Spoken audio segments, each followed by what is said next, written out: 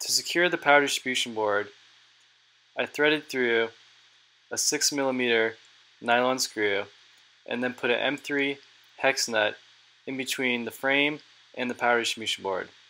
I then put the power distribution board onto the 6mm nylon screws poking through the frame, and then secured another nylon hex nut as a spacer, and then on top of that I put the 10mm male to female nylon standoffs, which we will then put the flight controller onto.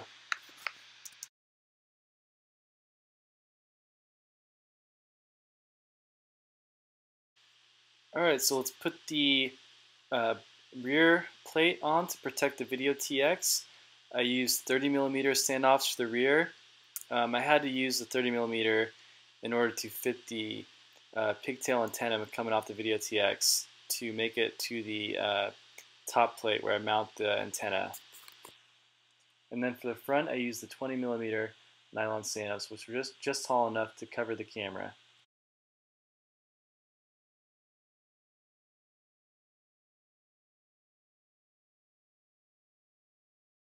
So this is the standard top plate that comes with the Armatan, and you can see the two large holes are meant for the pigtail coming off of the Video TX. This is a new plate that just came out. I haven't ordered it yet, but it looks interesting.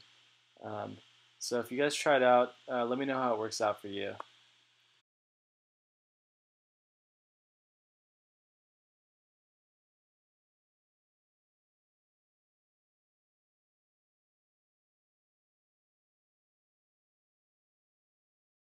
So these are the plates I'm using for the front and the back of the quad.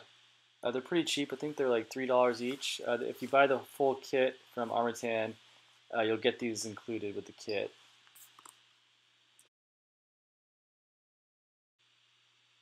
Alright, so let's put the back plate on now. You can use the 6mm nylon screws. Just screw these directly into the 30mm nylon standoffs. And then what we're going to do is take the antennas coming off of the X4R and use zip ties and heat shrink to mount the antennas upright.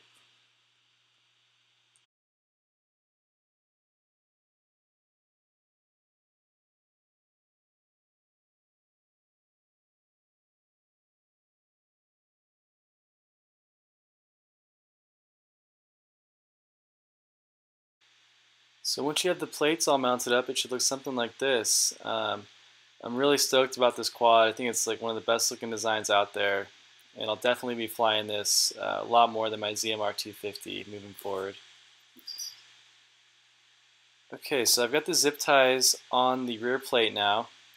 Just make sure that they're upright, and then just slide the heat shrink over the antennas that should have come with your X4R, your D4R2. If it didn't, you can use multiple heat shrinks to fit the length of the antenna.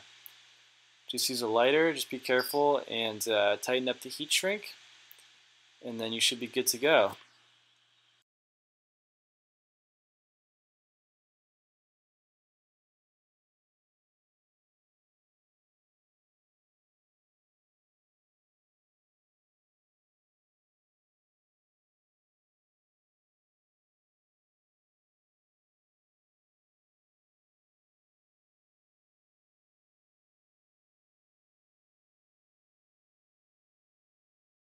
So to tighten down the props, I recommend using the M5